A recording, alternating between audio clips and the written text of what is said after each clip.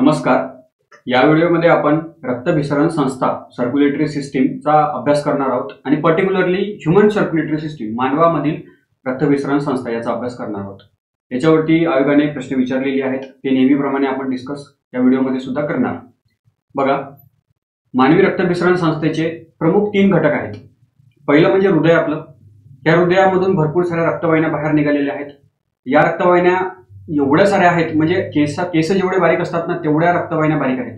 त्या सगळ्यांना जर का आपण जोडलं तर 97,000 किलोमीटर एवढी लांब रक्तवाहिनी होऊ शकते, म्हणजे पृथ्वीला 2-3 चक्र होऊ शकतात. तर हृदय, त्यासोबत रक्तवाहिन्या आणि त्या रक्तवाहिन्यामध्ये वाहणारं रक्त, हे 3 घटक आहेत आजच्या अभ्यासाचे आपल्या. आता या फोटोमध्ये पहा तुम्ही, या फोटोमध्ये काय दिसते? इथे हृदय आहे, हे आपलं हृदय, आणि या हृदयामधून ही रक्तवाहिन्या निघालेल्या आहेत. ही पहिली रक्तवाहिनी, ही पहिली रक्तवाहिनी, ही दुसरी रक्तवाहिनी, ठीक आहे. त्याच्यानंतर ही तिसरी रक्तवाहिनी आणि ही चौथी रक्तवाहिनी. म्हणजे अशा 4-5 रक्तवाहिन्या या हृदयामधून बाहेर निघताना आपल्याला दिसतात. काय करतात या? तर हृदयामधून रक्त बाहेर घेऊन जातात. काही रक्तवाहिन्या बाहेर घेऊन जातात आणि काही रक्तवाहिन्या हृदयामध्ये रक्त घेऊन येतात, ठीक आहे. आता बघा, ही पहिल्या नंबरची रक्तवाहिनी काय करते? Oxygenated blood. ऑक्सिजनेटेड म्हणजे शुद्ध रक्त. आता रक्ताचं काम काय आहे? तर आपल्या शरीरामध्ये लाखो करोडो पेशी आहेत. त्या पेशींपर्यंत अन्न आणि ऑक्सिजन ह्या 2 घटक त्या पेशींपर्यंत घेऊन जाणे. कारण पेशींमध्ये काय होते? या अन्नापासून ऊर्जा बनवत असते, परंतु ऊर्जा बनवण्यासाठी ऑक्सिजनची गरज असते. हे ऑक्सिजन कोण घेऊन जाते? तर रक्त घेऊन जाते. तर ज्या रक्तामध्ये ऑक्सिजन असतो त्याला शुद्ध रक्त म्हणतो, आणि ज्या रक्तामध्ये ऑक्सिजन कमी आणि कार्बन डायऑक्साईड जास्त असते त्याला अशुद्ध रक्त म्हणतो, ठीक आहे. ऑक्सिजनेटेड ब्लड आणि डिऑक्सिजनेटेड ब्लड हे 2 शब्द आहेत ते. आता हृदयामधून ही जी पहिली रक्तवाहिनी आहे, ही शुद्ध रक्त हृदयामधून वेगवेगळ्या अवयवांकडे, शरीरातल्या वेगवेगळ्या अवयवांकडे घेऊन जाते. आणि ही जी दुसऱ्या नंबरची रक्तवाहिनी आहे, ही हृदयामधून अशुद्ध रक्त या फुफ्फुसांकडे घेऊन जाते, लंग्सकडे घेऊन जाते. आता ह्या दोन्ही रक्तवाहिन्या काय करतात? हृदयामधून रक्त बाहेर नेतात, म्हणून यांना आपण आर्टरी म्हणत असतो, ठीक आहे. रक्त बाहेर घेऊन जाणार आहे. आणि आता ही जी रक्तवाहिनी आहे, ही जी तिसऱ्या नंबरची रक्तवाहिनी आहे, ही फुफ्फुसांमधून शुद्ध रक्त हृदयामध्ये घेऊन येते. त्याचप्रकारे ह्या चौथ्या नंबरची रक्तवाहिनी जी आहे, तर ती शरीरातल्या वेगवेगळ्या अवयवांकडून अशुद्ध रक्त हृदयामध्ये घेऊन येते, रक्त घेऊन येते, म्हणून त्यांना आपण वेन्स म्हणत असतो. 2 प्रकारच्या रक्तवाहिन्या असतात. एक हृदयामधून रक्त बाहेर घेऊन जाणाऱ्या आर्टरीज, आणि जे रक्त हृदयामध्ये घेऊन येतात त्यांना वेन्स असं म्हणत असतो. आता बघा, हे रक्त अवयवांकडे घेऊन जाते, अवयवांमध्ये प्रत्येक पेशींपर्यंत रक्त घेऊन जाते. त्याच्यानंतर मग ते पेशी काय करतात? त्या रक्तामधलं ऑक्सिजन घेऊन घेतात आणि कार्बन डायऑक्साईड रक्तामध्ये सोडून देतात, म्हणजे अशुद्ध बनवतात. तेच अशुद्ध रक्त परत हृदयामध्ये जाते. ते हृदय काय करते? हे अशुद्ध रक्त फुफ्फुसांकडे घेऊन जाते, आणि फुफ्फुस त्याच्यामध्ये कार्बन डायऑक्साईड काढून त्याच्यामध्ये ऑक्सिजन टाकतो, आणि परत ते रक्त हृदयामध्ये घेऊन येतो. म्हणजे बघा ना, एक सायकल कंप्लीट होत आहे. अशा प्रकारे एक सायकल कंप्लीट होत आहे, नाही काय. म्हणून याला आपण क्लोज सर्क्युलेटरी सिस्टीम म्हणत असतो, ठीक आहे. मात्र हे प्रत्येकच प्राण्यांमध्ये होते असं नाही. काही असे सजीव आहेत, काही कीटक आहेत ज्यांच्यामध्ये ही बंद रक्तभिसरण संस्था नाहीये, खुली रक्तभिसरण संस्था आहे, ठीक आहे. तुम्हाला मी त्याची काही उदाहरणं सांगतो. बघा, खुली रक्तभिसरण संस्था, ओपन सर्क्युलेटरी सिस्टीम, याच्यामध्ये रक्तवाहिन्या नसतात. हृदय असते, परंतु हृदयामधून रक्त बाहेर घेऊन जाणे आणि आतमध्ये घेऊन येण्यासाठी रक्तवाहिन्या नसतात. ज्या शरीरामध्ये ज्या खुल्या जागा असतात, मोकळ्या जागा असतात, ज्यांना सिनायसिस म्हणत असतो, तर याच्यामधून हे रक्त वाहत असते, त्यांचं रक्त वाहत असते, आणि सगळं शुद्ध रक्त आणि अशुद्ध रक्त सगळे एकत्र होऊन जातात त्यांच्यामध्ये. त्याच्यामुळे इथे क्लोज सर्क्युलेटरी सिस्टीम नाही, याला आपण ओपन सर्क्युलेटरी सिस्टीम असं म्हणत असतो, खुली रक्तभिसरण संस्था. हे कुठे पाहायला मिळते? जसं हा नाकतोडा, ऑर्थोपोडामध्ये हा मोडतात. ऑर्थोपोडा या कॅटेगरीमध्ये हा नाकतोडा मोडतो. तर ऑर्थोपोडा, झुरळ किंवा विंचू, याच्यामध्ये अशा प्रकारच्या संस्था दिसतात. मोल्युस्का, ज्यांचं शरीर मुलायम असते, जसं गोगलगाय असते, स्क्वॅड किंवा ऑक्टोपस, त्याचं पण शरीर मुलायम असते, यांच्यामध्ये आपल्याला ओपन सर्क्युलेटरी सिस्टीम पाहायला मिळते, ठीक आहे. खुली रक्तभिसरण संस्था लक्षात. पुढे जाऊ. आता आपण एक एक करून आपल्याला डिस्कस करायचं आहे. रक्तवाहिन्या, मी तुम्हाला आधीही सांगितलं की रक्तवाहिन्या भरपूर साऱ्या आहेत. ज्या प्रकारे झाडाचं पहिलं एक मोठं खोड असते, त्याला भरपूर सारे फांद्या फुटतात, आणि त्या फांद्यांना आणखी भरपूर साऱ्या फांद्या फुटतात. त्याच प्रकारे आपल्या हे जे हृदयामधून ही रक्तवाहिनी, मोठी रक्तवाहिनी बाहेर निघालेली आहे, याच रक्तवाहिन्यांना बारीक बारीक रक्तवाहिन्या आणखी बारीक फुटतात. त्या एवढ्या बारीक असतात की आपल्या केसांना एवढ्या बारीक असतात त्या, ज्या पेशींपर्यंत रक्त घेऊन जातात, या रक्तामध्ये ऑक्सिजन आणि अन्न असते, ग्लुकोज वगैरे असते. आता ह्या ज्या रक्तवाहिन्या सगळ्या जोडल्या तर 97,000 किलोमीटर मी तुम्हाला आधी सांगितलेलं आहे. याच्यावरती प्रश्न विचारत नाही, मात्र सुरुवातीला आधी विचारायचे 10 वर्ष आधी वगैरे अशा प्रकारचे प्रश्न विचारायचे. मी तुम्हाला दाखवतो पण ते, परंतु आताच्या याच्यामध्ये अशा प्रकारचे प्रश्न विचारत नाही. परंतु आपल्याला असं माहिती, तर ज्या रक्तवाहिन्या हृदयामधून रक्त बाहेर घेऊन जातात त्यांना आपण आर्टरी म्हणत असतो. मराठीमध्ये त्यांना धमनी किंवा रोहिणी म्हणत असतो. ठीक आहे. शुद्ध रक्त हृदयापासून अवयवांकडे घेऊन जाणाऱ्या रक्तवाहिन्या म्हणजे काय, तर आर्टरी. आता ही पहिल्या नंबरची आर्टरी काय करते, शुद्ध रक्त हृदयामधून बाहेर घेऊन जाते आणि वेगवेगळ्या अवयवांकडे घेऊन जाते. त्याच प्रकारे ही दुसऱ्या नंबरची जी रक्तवाहिनी आहे ती हृदयामधून अशुद्ध रक्त फुफ्फुसांकडे घेऊन जाते. अशुद्ध रक्त म्हणजे ज्याच्यामध्ये कार्बन डायऑक्साईड असतो. ठीक आहे. मग फुफ्फुस काय करतात, हे कार्बन डायऑक्साईड काढून घेतात आणि ऑक्सिजन त्याच्यामध्ये टाकतात आणि त्याला शुद्ध बनवतात. ठीक आहे. तर ही जी रक्तवाहिनी आहे तर ती हृदयामधून अशुद्ध रक्त फुफ्फुसांकडे घेऊन जाते, रक्त बाहेर घेऊन जाते ना, म्हणून ती सुद्धा आर्टरीज आहे. त्याला सुद्धा आपण काय म्हणणार, धमनी, आर्टरी त्याला सुद्धा म्हणणार. परंतु याला स्पेशल नाव आहे, फुफ्फुसांची आर्टरी आहे, म्हणजे यांना फुफ्फुस धमनी म्हणणार, इंग्लिशमध्ये पल्मोनरी आर्टरी. हे काय करत असते, जे रक्त आहे, हे जे रक्त आहे तर ते हृदयाकडून फुफ्फुसाकडे, ठीक आहे, हे हृदयाकडून फुफ्फुसांकडे घेऊन जाते. ठीक आहे. आता ह्या ज्या धमनी असतात, आर्टरी असतात, हे रक्त हृदयामधून घेऊन जाते. कसं काय घेऊन जाते, कारण हृदय त्याला पंप करते, हृदय त्याला असा धक्का देते, त्याच्यामुळे प्रेशर खूप जास्त असते. या रक्तवाहिन्यांमध्ये जे आर्टरी असतात त्यांच्यामध्ये प्रेशर खूप जास्त असते, कारण हृदय त्यांना धक्का देत असते, प्रेशराईज करत असते. त्याच्यामुळे त्यांची जी भिंत असते, भित्तिका, ठीक आहे, ती जाड असते आणि त्याच प्रकारे लवचिक पण असते. जर का ती लवचिकता नसेल तर ती फुटून जाऊ शकते, त्याच्यामुळे लवचिक असणे गरजेचं असते. त्याच प्रकारे या रक्तवाहिन्यांमध्ये रक्तदाब जो असतो तो जास्त असतो. बाकी सगळ्यांच्या तुलनेमध्ये रक्तदाब सर्वात जास्त असतो, 100 mmHg.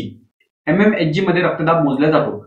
स्फॅग्मॅनोमीटर नावाचा यंत्र आहे, त्याच्यामधून आपण रक्तदाब आपण तपासू शकतो. याच्यामध्ये काय असते, मर्क्युरी. ज्या प्रकारे तापमान मोजण्यासाठी आपण थर्मामीटरचा वापर करतो, त्याच्यामध्ये मर्क्युरी असते. तापमान वाढलं की मर्क्युरी एक्सपांड होतो आणि वर चढतो. त्याच प्रकारे इथे प्रेशर वाढलं की मर्क्युरी वर चढते आणि आपल्याला आकडा देते. तर हे 100 mmHg एवढं प्रेशर, ब्लड प्रेशर या आर्टरीमध्ये असते, धमनीमध्ये असते. आता आपण पाहिलं की ज्या रक्तवाहिन्या हृदयामधून रक्त बाहेर घेऊन जातात त्यांना आपण आर्टरी, धमनी किंवा रोहिणी म्हणतो. त्याच प्रकारे ज्या रक्तवाहिन्या हृदयामध्ये रक्त घेऊन येतात, ठीक आहे, फुफ्फुसांकडून रक्त घेऊन येते किंवा वेगवेगळ्या अवयवांकडून रक्त घेऊन येते, तर त्यांना आपण वेन्स म्हणत असतो, मराठीमध्ये शीर. ठीक आहे. अशुद्ध रक्त अवयवांकडून हृदयाकडे घेऊन जाणाऱ्या रक्तवाहिन्या म्हणजे काय, तर वेन्स. त्याच प्रकारे फुफ्फुसांची पण वेन्स असते, पल्मोनरी वेन, फुफ्फुस शीर. हे काय करतात, फुफ्फुसांकडे जे रक्त आहे ते फुफ्फुसांकडून हृदयाकडे घेऊन जातात. ठीक आहे, फुफ्फुसांकडून हृदयाकडे घेऊन जातात, त्यांना आपण काय म्हणतो, पल्मोनरी वेन्स म्हणत असतो. याचं प्रेशर जे आहे, याच्यामध्ये जे ब्लड प्रेशर असते ते तुलनेने फार कमी असते, कारण इथे धक्का देणारा कोणी नाहीये. ठीक आहे. त्याच्यामुळे इथे प्रेशर जे असते 10 ते 20 mmHg एवढं असते. त्याच्यामुळे साहजिक आहे त्या खूप जाड असल्या पाहिजे का, त्या नाही, थीन असतात, त्या पातळ असतात आणि त्यांना झडप असतात, म्हणजे दरवाजे असतात, म्हणजे ते मागे नाही गेलं पाहिजे, पुढे जाणारं रक्त मागे नाही गेलं पाहिजे. त्याच्यामुळे थोडं मागच्या रक्ताने जर का समोरच्या रक्ताला धक्का दिला तर ते रक्त समोर जाते आणि दरवाजा बंद होऊन जाते, म्हणजे ते रक्त परत नाही गेलं पाहिजे, मागच्या दिशेने नाही गेलं पाहिजे. त्यासाठी म्हणून ह्या झडपा असतात. ही जी झडप असते, ही जी वॉल्स असतात, त्या फक्त शिरांमध्ये पाहायला मिळतात, वेन्समध्ये पाहायला मिळतात, धमन्यांमध्ये नसते. ठीक आहे. आता तिसऱ्या प्रकारची कॅटेगरी रक्तवाहिन्यांची, ती म्हणजे केशवाहिन्या, कॅपिलरीज. नावातच आहे केश, केसांसारख्या एकदम बारीक असतात त्या, आणि या रक्तवाहिन्या पेशींना प्रत्यक्ष रक्तपुरवठा करण्याचं काम करतात. ठीक आहे. सर्वात पातळ त्यांची भित्तिका असते, थीन वॉल असते, खूपच जास्त थीन असते, आणि याच्यामधलं प्रेशर किती असते, ह्या दोघांच्या प्रेशरच्या मधोमध असते. ठीक आहे. 60 mmHg एवढं प्रेशर असते. लक्षात. आता याच्यावरती आलेला प्रश्न बघा. मी तुम्हाला सांगितलं ना की खूप आधी प्रश्न विचारलेले होते, STI 2012, STI 2013 मध्ये प्रश्न विचारले की मानवी शरीरात जवळपास किती किलोमीटर लांबीच्या रक्तवाहिन्या असतात, तर 97,000 किलोमीटर. मानवी शरीरात जवळपास किती किलोमीटर लांबीच्या रक्तवाहिन्या असतात, 97,000 किलोमीटर. दोन वेळा प्रश्न, एकाच परीक्षेने 2 वेळा प्रश्न विचारले. बघा पुढे, आता आपण पाहूया हृदय. सर्वात महत्वाचा रक्तभिसरण संस्थेमधला सर्वात महत्वाचा अवयव जर का कोणता असेल तर तो आहे हृदय. हृदय याचा आकार कसा असतो? याचा आकार त्रिकोणी असतो. जसा याच्या या फोटोमध्ये बघा तुम्ही, त्याचा आकार असा त्रिकोणी आहे. हा त्याचा आकार झाला, त्रिकोणी आकार असतो. डाव्या हाताची मूठ जेवढी आपल्या डाव्या हाताची मूठ असणार ना तेवढंच आपलं हृदय असते. ठीक आहे. या हृदयामध्ये 4 वेगवेगळ्या खोल्या असतात, कप्पे असतात. ठीक आहे. छोटे छोटे चेंबर्स असतात. या चेंबर्स मधून रक्त वाहत असते. ठीक आहे. हे आपण पुढे पाहणारच आहोत. त्याआधी हे हृदय किती कसं असते? डाव्या हाताच्या मुठी एवढं असते. वजन किती असते? तर 250 ते 300 ग्राम असते. पाव किलो वजन असते त्याचं. आता या हृदय हे 3 थरांनी बनलेलं असते. जी बाहेरची थर असते त्याला आपण एपिकार्डियम म्हणतो. बाहेरच्या थराला आपण एपिकार्डियम.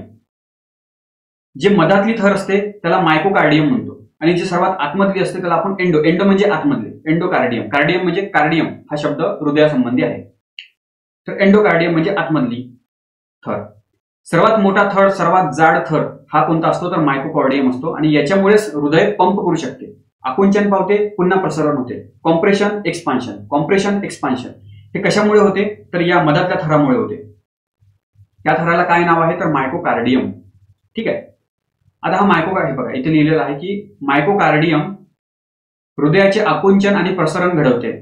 आणि ही जी मोशन आहे ती अनैच्छिक आहे. एक ऐच्छिक आणि अनैच्छिक असते. व्हॉलंटरी आणि इनव्हॉलंटरी ऍक्शन.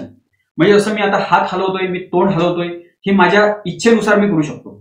परंतु हृदय पण हलतंय, हृदय पण पंप करतंय, हे माझ्या इच्छेनुसार. मला जर का वाटलं की नाही आता तात्पुरतं थोड्या वेळासाठी 2-3 सेकंडसाठी मला हृदय थांबवायचं आहे, ते थांबवू नाही शकत. हे आपोआप चालू आहे. त्याला इनव्हॉलंटरी म्हणत असतो. अनैच्छिक गती आहे, अनैच्छिक इनव्हॉलंटरी ऍक्शन. ठीक आहे. पुढे जाऊया आपण. आता मी आधी सांगितलं की हृदयाला कसे 4 कप्पे असतात, 4 चेंबर्स असतात. आपण आपल्या भाषेत खोल्या म्हणू त्याला आपण. जसं खोल्यांना दरवाजे असतात त्याच प्रकारे हृदयाच्या खोल्यांना सुद्धा दरवाजे असतात. जसं आता हे हृदय आहे, त्रिकोणी आकाराचं आहे. हा हृदयाचा उजवा भाग राईट आणि हा हृदयाचा डावा भाग लेफ्ट. ठीक आहे. आता ह्या हृदयाचे ना 2 भाग पडतात. इथून अशी रेष ओढा तुम्ही, इथून अशी रेष ओढली मी. हा त्याचा राईट, उजवी बाजू ही त्याची डावी बाजू, इकडची त्याची डावी बाजू. उजव्या बाजूमध्ये रक्त जे असते हे अशुद्ध रक्त असते. अशुद्ध रक्त म्हणजे ज्याच्यामध्ये कार्बन डायऑक्साईड असतो. ऑक्सिजन कमी असतो, कार्बन डायऑक्साईड जास्त असतो. आणि डावी बाजू याच्यामध्ये शुद्ध रक्त असते, म्हणजे ऑक्सिजन युक्त रक्त असते. ठीक आहे. हे शुद्ध आणि अशुद्ध रक्त एकमेकांमध्ये मिक्स होत नाही, कारण इथे या दोघांमध्ये ना दरवाजे नाहीये. ठीक आहे. उजवी बाजू आणि डावी बाजू ह्या दोघांना एकत्र करण्यासाठी कसल्याही प्रकारचा इथे दरवाजा नाहीये, वॉल नाहीये. त्याच्यामुळे अशुद्ध रक्त आणि शुद्ध रक्त एकमेकांमध्ये मिक्स होत नाही. चांगली गोष्ट आहे ही. आता बघा, आता ही जी उजवी बाजू आहे, उजव्या बाजूची वरची बाजू आणि खालची बाजू. वरच्या बाजूला, वरच्या खोलीला आपण ऍट्रियम म्हणत असतो आणि खालच्या खोल्यांना आपण वेंट्रिकल म्हणत असतो. वरचे कप्पे म्हणजे ऍट्रियम, खालचे कप्पे म्हणजे वेंट्रिकल, दोन्ही बाजूचे. आता हे उजव्या बाजूचे असल्यामुळे यांना आपण राईट ऍट्रियम म्हणतो, खालच्या बाजूच्यांना आपण राईट वेंट्रिकल म्हणू. तसंच डाव्या बाजूला लेफ्ट ऍट्रियम आणि लेफ्ट वेंट्रिकल. ठीक आहे. ए पहिले येतो म्हणून ए वर. ऍट्रियमचा ए हा वर असतो. एबीसीडी मध्ये ए पहिले येतो ना तशा प्रकारे, आणि बी नंतर येतो म्हणून तो खाली. अशा प्रकारे आपण लक्षात ठेवू. आता ऍट्रियमला ओरॅकल सुद्धा म्हणतात. मराठीमध्ये अलिंद. अलिंद म्हणजे काय? तर ओरिकल किंवा ऍट्रियम. आणि वेंट्रिकल म्हणजे काय? तर निलय. हे मराठीतले शब्द आहेत. मी जास्त करून इंग्लिश मधले शब्द वापरणार, कारण आले पण आहे इंग्लिश मधले शब्द जास्त करून परीक्षेमध्ये सुद्धा वापरतात. आता बघा, शुद्ध रक्त आणि अशुद्ध रक्ताबद्दल तुम्हाला मी सांगितलेलं आहे. आता पहिले काय होते? शरीरामधलं सगळं अशुद्ध रक्त म्हणजे कार्बन डायऑक्साईड युक्त रक्त हे हृदयामध्ये येते. तर हृदयामध्ये पहिले कोणत्या ठिकाणी येते? तर या राईट ऍट्रियम म्हणजे उजव्या अलिंदामध्ये येते. सर्वात पहिले जे रक्त आहे ते उजव्या अलिंदामध्ये येते, म्हणजे पहिल्या नंबरचं. हे उजव्या अलिंदामध्ये रक्त आलं, उजव्या अलिंदामध्ये रक्त आलं की हेच रक्त मग खाली जाते. हे उजव्या निलयामध्ये जाते, राईट वेंट्रिकल मध्ये जाते. म्हणजे दुसऱ्या नंबरचा खोली कोणती? तर ही. त्याच्यानंतर हृदय त्याला ह्या रक्ताला, ह्या पूर्णच्या पूर्ण रक्ताला काय करते? असं पंप करते, असं दाबते. दाबलं की हे जे रक्त आहे ते फुफ्फुसांकडे घेऊन म्हणजे फुफ्फुसांकडे नेले जाते, फुफ्फुसांकडे घेतले जाते. का बरं फुफ्फुसांकडे? कारण त्याच्यामधला कार्बन डायऑक्साईड काढायचा आहे, त्याच्यामध्ये ऑक्सिजन टाकायचा आहे. अशुद्ध रक्ताचं शुद्ध रक्त करायचं आहे. हे कोण करते? तर लंग्स करतात, फुफ्फुस करत असतात. ठीक आहे. त्याच्यानंतर मग फुफ्फुसांनी शुद्ध रक्त केलं की ते रक्त मग ह्या डाव्या बाजूला येते, डाव्या बाजूच्या वरच्या भागाला येते, लेफ्ट वेंट्रिकल मध्ये येते, म्हणजे डावे अलिंद. डावे अलिंद हा तिसरा. त्याच्यानंतर ह्या डाव्या अलिंदामधून खालच्या कप्प्यामध्ये हे रक्त येते आणि मग हृदय परत त्याला पंप करते, धक्का देते आणि हे रक्त मग पूर्णच्या पूर्ण शरीरामध्ये आपल्या पसरते, शुद्ध रक्त. म्हणजे बघा, सर्वात पहिले राईट एट्रियम, त्याच्यानंतर राईट वेंट्रिकल, त्याच्यामध्ये रक्त, त्याच्यानंतर रक्त पुढे जाते लेफ्ट एट्रियम मध्ये, त्याच्यानंतर लेफ्ट वेंट्रिकल मध्ये जाते. असा त्याचा क्रम आहे आणि या क्रमावरती प्रश्न पण विचारलेला आहे. बघा, मी तुम्हाला प्रश्न दाखवतो. प्रश्न आलेला होता राज्यसेवा 2021 मध्ये. काय प्रश्न आहे की सस्तन प्राण्यांच्या हृदयामध्ये, मॅमल्समध्ये जे रक्तभिसरण क्रम आहे तर तो कशा प्रकारे असतो. हा, तर ही डावी बाजू आणि कप्पा म्हणजे चेंबर, ठीक आहे. डावं चेंबर आणि उजवं चेंबर असं लिहिलेलं आहे. आता ते मराठीमध्ये बघा, आता मराठीमध्ये कुठे अलिंद वापरतात, कुठे निलय वापरतात, कुठे लहान पोकळी, मोठी पोकळी, वरची पोकळी लहान आणि खालची पोकळी मोठी, ठीक आहे. अशा प्रकारे आपण सरळ इंग्लिशवाला भाग घेऊ. बघा, सर्वात पहिले कुठे जाणार, राईट एट्रियम मध्ये. सर्वात पहिले रक्त कुठे येतो, राईट एट्रियम किंवा ओरॅकल मध्ये येते. त्याच्यानंतर कुठे जाते, राईट वेंट्रिकल मध्ये खाली जाते, ठीक आहे. पहिले राईट एट्रियम मध्ये, त्याच्यानंतर राईट वेंट्रिकल मध्ये, त्याच्यानंतर मग लेफ्ट एट्रियम, त्याच्यानंतर मग लेफ्ट वेंट्रिकल. अशा प्रकारे तो क्रम आहे. म्हणजे पहिले बी, त्याच्यानंतर डी, त्याच्यानंतर ए आणि त्याच्यानंतर सी, ठीक आहे. अशा प्रकारे आपला क्रम असला पाहिजे. B D A C, B D A C, तिसऱ्या नंबरचं ऑप्शन, ठीक आहे. प्रश्न रिपीट होऊ शकतो, त्याच्यामुळे थोडं पाठ करून घ्या. आता बघा, आता कार्डियाक सायकल म्हणजे काय, म्हणजे हृदय पंप करते आणि पुन्हा ते परत आपल्या जागेवरती येते. याला आपण एक पूर्ण सायकल कंप्लीट करत येतो. परत पंप करतो, परत एक्सपांड होतो, परत कॉम्प्रेशन, परत एक्सपान्शन. याला आपण कार्डियाक सायकल म्हणत असतो. तर हृदयाचा एक ठोका किंवा हृदयाचे स्पंदन, ते आपण म्हणतो ना, हृदयाचे स्पंदन किंवा हृदयाचा एक ठोका म्हणजे काय, तर कार्डियाक सायकल पूर्ण. इंग्लिशमध्ये त्याला आपण हार्टबीट म्हणतो. तर एक म्हणजे कॉम्प्रेशन आणि एक्सपान्शन करण्यासाठी किती वेळ लागतो, तर 0.8 सेकंद, 1 सेकंदपेक्षा पण कमी वेळ लागतो. त्याला आपण कार्डियाक सायकल म्हणत असतो, हार्टबीट म्हणत असतो किंवा हृदयाचे स्पंदन किंवा हृदयाचा ठोका म्हणत असतो, ठीक आहे. 1 मिनिटामध्ये असे किती ठोके होतात, किती स्पंदने होतात, तर 72. लक्षात, हे जनरल नॉलेज आहे, याच्यावरती कधी प्रश्न विचारला नाही, परंतु असो आपल्याला माहिती. आता बघा, आता हे सांगितलं मी तुम्हाला, हा कोणता भाग असतो, हा उजवा भाग असतो, उजवे अलिंद म्हणतो आपण त्याला, राईट एट्रियम. आणि खालचा भाग राईट वेंट्रिकल, इकडचा भाग लेफ्ट एट्रियम आणि लेफ्ट वेंट्रिकल. अशा प्रकारे आपल्याला माहिती आहे. आता हृदय पहिले काय, आपलं रक्त काय येते, पहिले याच्यामध्ये येते, त्याच्यानंतर हे रक्त काय होते, मग ही जी खोली आहे ना, ही जी पहिल्या नंबरची खोली आहे, ही काय करते, स्वतःला अशी दाबून घेते, म्हणजे रक्त इकडे फेकल्या जाते, खालच्या खोलीमध्ये फेकल्या जाते, ठीक आहे. मग खालच्या खोलीमध्ये, आता या खोलीमध्ये रक्त आणण्यासाठी ही खोली एक्सपांड झाली पाहिजे. तर ज्या वेळेस हे रक्त ही खोली दाबल्या जाते, त्याच वेळी ही खोली एक्सपांड होते, म्हणजे जेणेकरून हे जे रक्त आहे वरचं रक्त खाली आलं पाहिजे, ठीक आहे. त्याच्यानंतर मग या खोलीमध्ये रक्त, ह्या दुसऱ्या नंबरच्या खोलीमध्ये रक्त आलं, म्हणजे राईट वेंट्रिकलमध्ये ज्यावेळेस रक्त येते त्यावेळेस मग हृदय काय करते, ह्या खोलीला आपण असं दाबते, पंप करते. त्याच्यानंतर हे पंप केलं की मग हे एक्सपांड होते, म्हणजे जेणेकरून हे रक्त परत वापस नाही गेलं पाहिजे, हे या रक्तवाहिन्यामधून फुफ्फुसांकडे गेलं पाहिजे, ठीक आहे. आता मला सांगा, सर्वात पहिले ही खोली कॉम्प्रेस झाली, आकार कमी केला, त्यावेळी येणे आकार वाढवला. लक्षात, ज्यावेळी येणे आकार वाढवला त्यावेळेस येणे आकार कमी केला. म्हणजे हे जे एक्सपान्शन आणि कॉम्प्रेशन आहे याच्यामध्ये थोडाफार लयबद्धता आहे. ज्यावेळी ही एक्सपांड होते त्यावेळी ही कॉम्प्रेस होते, ज्यावेळी ही कॉम्प्रेस होते त्यावेळेस ही एक्सपांड होते. लक्षात. तर हे कशामुळे शक्य आहे, तर इथे तुम्हाला पिवळ्या रंगामध्ये दिसत असते, त्या पिवळ्या रंगाचा भाग दिसत असते, याला आपण सायनो ओरॅकल नोड म्हणतो. ओरॅकल एट्रियम मध्ये आहे ना, ओरॅकल मध्ये आहे ना ते, त्याच्यामुळे त्याला आपण सायनो ओरॅकल नोड म्हणत असतो. एसए नोड, शॉर्ट फॉर्म मध्ये त्याला एसए नोड म्हणतात. हे काय करते, तर हृदयाची लयबद्धता सांभाळते, म्हणजे कधी कॉम्प्रेस व्हायला पाहिजे हृदय, कधी एक्सपांड व्हायला पाहिजे, आकुंचन आणि एक्सपान्शन हे कधी व्हायला पाहिजे, तर हे कोण ठरवते, तर एसए नोड ठरवत असतो, ठीक आहे. हे कुठे असते, तर उजव्या राईट एट्रियम मध्ये असते, उजव्या अलिंदामध्ये हे आपल्याला पाहायला मिळते. कोणता, एसए नोड, ठीक आहे. हृदयाच्या स्पंदनासाठी विद्युत आवेग इम्पल्स निर्माण करण्याचं काम काय करते, हे करत असते. हृदयाचे स्पंदन म्हणजे कॉम्प्रेशन एक्सपान्शन, कॉम्प्रेशन एक्सपान्शन, याला स्पंदन म्हणतो. हे स्पंदन कोण तयार करतो, तर हा एसए नोड तयार करत असतो.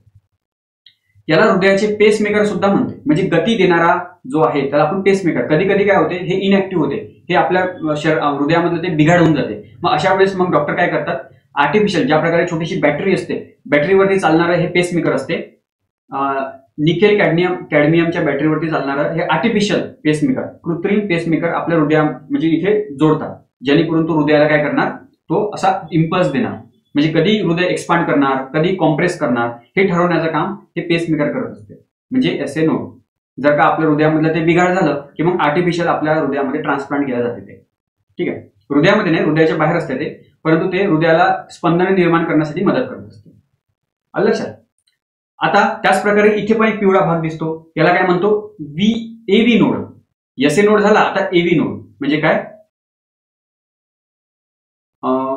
एव्ही नोड. आता एव्ही नोड काय करते, तर याच्यामध्ये डिले आणते. म्हणजे वेंट्रिकल आणि ओरॅकल, हा वरचा काय आहे अलिंद आणि खालचा काय आहे निलय. आता वरचा अलिंद आणि निलय एक सोबत एक्सपांड आणि एक सोबत कॉम्प्रेस होते का, नाही.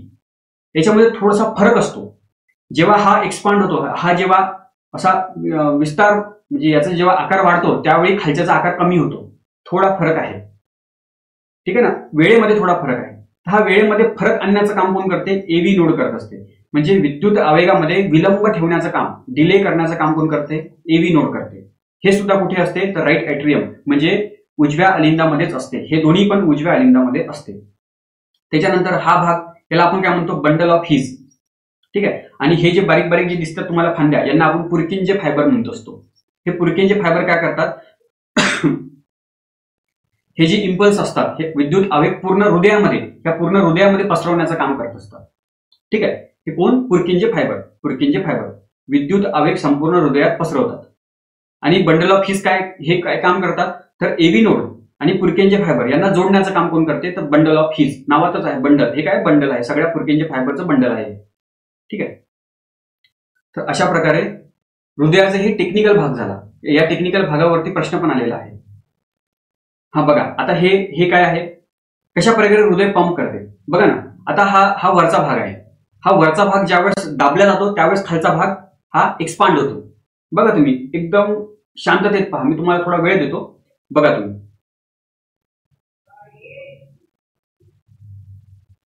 काय होत आहे, खालचा जो भाग आहे तो सोबत कॉम्प्रेस होतो, सोबत एक्सपांड होतो. परंतु वरचा भाग आणि खालचा भाग याच्यामध्ये थोडा फरक आहे, वेळेचा फरक आहे. हे कशामुळे शक्य आहे, तर एव्ही नोडमुळे शक्य आहे. आणि ही जी लयबद्धता आहे ते कोण तयार करते, तर एसए नोड तयार करत असते. तर एसए नोड काय आहे, एव्ही नोड काय आहे, पुरकिंजे फायबर काय आहे, हे तुम्हाला मी सांगितलेलं आहे. आता पुढे जाऊया आपण. आणखी एक बघा ना, याच्यामध्ये काय काय दिसते. याच्यामध्ये मी थोडं हे पॉज करतो. बघा, याच्यामध्ये हा जो भाग आहे, हा भाग, हे दरवाजे आहेत, दोन्ही कप्प्यामधले दरवाजे असतात. आता ज्यावेळेस हा एक्सपांड करतो त्यावेळेस हा दरवाजा खुलतो आणि रक्त पूर्णच्या पूर्ण रक्त खुललं की पूर्णच्या पूर्ण रक्त हे खालच्या कालिंदामध्ये येते, खालच्या कप्प्यामध्ये येते. ज्यावेळेस हा कॉम्प्रेस होतो म्हणजे असं दाबतो रक्ताला, त्यावेळेस हा जो दरवाजा आहे तो बंद होतो आणि हा दरवाजा उघडा होतो. बघा, जेव्हा हा बंद होतो तेव्हा हा उघडा होतो, जेव्हा हा बंद होतो तेव्हा हा उघडा होतो. परत एकदा तुम्ही पहा थोडस. ठीक आहे. आता आपण पुढे जाऊया. आता रक्त. आता हा जो टॉपिक आहे या टॉपिकसाठी आपण वेगळा व्हिडिओ बनवू, कारण हा खूप मोठा व्हिडिओ होऊन जाईल मग. ठीक आहे. धन्यवाद.